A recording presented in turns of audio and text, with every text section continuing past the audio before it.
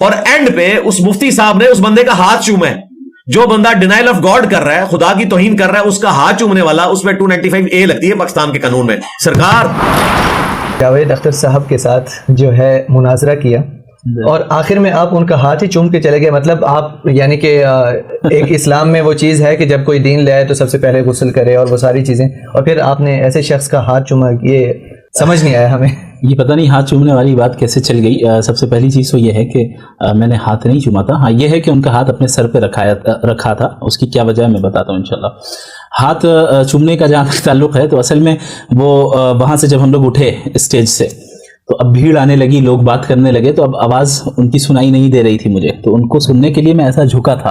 اب کسی نے پیچھے سے ویڈیو اٹھائی ہے تو اسے لگا کہ شاید میں ہاتھ چوم رہا ہوں, تو ایسا نہیں ہے, میں نے کوئی ہاتھ نہیں چوما تھا. مطلب اس چیز کا معذرت آپ کی بات کر رہی ہے, اس چیز کا کوئی ثبوت نہیں کہ آپ ان کا ہاتھ چوم رہے ہیں. ثبوت کیا مطلب چوما ہی نہیں تو ثبوت کہاں سے ہوگا. دوسری چیز یہ کہ ہاں سر پہ ہاتھ رکھا اور یہ کہہ کر کہ اس پوری ڈیبیٹ میں میری زبان سے اگر کوئی بھی ایسا لفظ نکلا ہے جس سے آپ کو تکلیف پہنچی ہو, میں معافی چاہتا ہوں. یہ جملہ کہہ کر میں نے ان کا ہاتھ اپنے سر پہ رکھا, صرف اس لیے کہ یاد رکھیں ہمارا داعیانہ مزاج ہونا چاہیے, ہمارے اندر دعوت کا پہلو غالب ہونا چاہیے. اس شخص کے اندر میں نے یہ خصوصیت دیکھی ہے. جب ان سے ملاقات ہوئی ایک رات پہلے, ڈیبیٹ سے ایک رات پہلے, میں اسی ویسے اگلا سوال میرا یہی تھا کہ آپ چائے ان کے ساتھ پیجیے, جب اس کا کیا سلسلہ ہے. تو اصل میں بات یہ ہوئی تھی کہ چونکہ فرسٹ ٹائم ہماری ملاقات ہونے والی تھی, اب تک جتنی باتیں ہو رہی تھی ای میل کے ذریعے ہو رہی تھی, تو انہوں نے یہ کہا تھا, انہوں نے یہ آفر کیا تھا کہ ہم لوگ جب اسٹیج پہ بیٹھے ہیں ڈیبیٹ کے لیے تو اس سے پہلے ایک مرتبہ تھوڑا ایک کیجول میٹنگ ہو جائے, انفارمل میٹنگ ہو جائے, تاکہ ایک کمفرٹیبل فیل کریں اسٹیج شیئر کرنے کے لیے. تو ہم نے کہا ٹھیک ہے. ہم نے کہا کہ یہ جو ہے ہماری طرف سے آپ وہ چائے کی دعوت رہے گی, ہم لوگ بیٹھتے ہیں. تو پھر بہرحال ملاقات ہوئی اور ان سے بات ہوئی. دیکھیں جاوید اختر صاحب اخلاقی اعتبار سے اچھے انسان ہیں, اور مجھے ایسا محسوس ہوا کہ اگر ان کو تھوڑی سی صحیح صحبت اور صحیح سرکل مل جائے اور جو لوگ ان کے ارد گرد ہیں ان سے یہ کچھ دنوں کے لیے دور ہو جائیں اور صحیح لوگوں کے ساتھ رہیں, تو اللہ کی ذات سے امید ہے کہ اللہ انہیں ہدایت دے.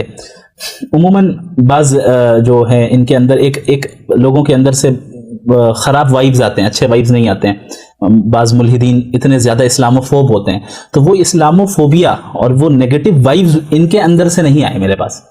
مجھے لگا کہ ان سے اگر ہم اچھے اخلاق سے پیش آئیں اور اچھے انداز میں ان کے ساتھ گفتگو ہو اور ان کے ڈاؤٹس کو ہم کلیئر کریں آہستہ آہستہ, تو اللہ کی ذات سے امید ہے کہ ان کے اندر حق کو قبول کرنے کی صلاحیت ہے. اور میں آپ کو بتاؤں, جب ای میل میں ان کے تھرو بات ہو رہی تھی, آپ نے مجھ سے یہ بھی پوچھا تھا آف کیمرہ کہ کیا وجہ ہے کہ آخر انہوں نے کیوں انویٹیشن قبول کیا آپ کی. بالکل, کچھ لوگ کہتے ہیں آپ نے گھیرا ان کو. گھیرنے کی بات یہ کہ نارمل اکیڈمک انداز میں انویٹیشن دی تھی ہم نے ان کو. انہیں ہمارا انداز گفتگو پسند آیا. انہوں نے یہ کہا کہ آپ پہلے کوئی مولانا ہیں, پہلے اسلامک اسکالر ہیں جو مجھ سے اکیڈمک انداز میں گفتگو کرنے کی بات کر رہا اور اتنے رسپیکٹفل انداز میں بات کر رہا ہے.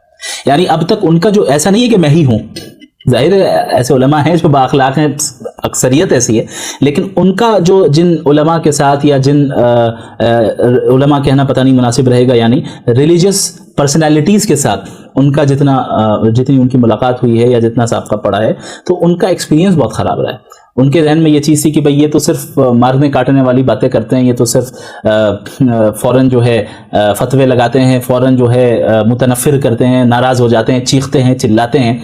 تو اب اس ایک انسان کے ذہن میں یہ تصور تھا, اگرچہ غلط تصور تھا. اب ایسے موقع پہ ایک نوجوان عالم دین آ کر ان سے رسپیکٹفل انداز میں گفتگو کر رہا ہے, انہیں جناب اور صاحب کہہ کر پکار رہا ہے, اور یہ کہہ رہا ہے کہ ہم اکیڈمک انداز میں, ہم نے بار بار اس لفظ کو دہرایا کہ ہم اکیڈمک انداز میں آپ سے ڈسکشن کریں گے. انہوں نے کہا کہ یہ میوزک کی طرح یہ الفاظ میرے کان میں آ رہے ہیں کہ آپ جو ہے اکیڈمک انداز میں آپ بات کرنا چاہ رہے ہیں اسلامک اسکالر. تو آپ دیکھیں کہ کس غلط فہمی میں وہ مبتلا ہیں. تو شاید یہ بھی ایک وجہ تھی کہ جس کی وجہ سے انہوں نے یہ ارادہ کیا کہ ہمیں جو ہے اکیڈمک انداز میں بات کرنی چاہیے اگر یہ کرنا چاہ رہے ہیں.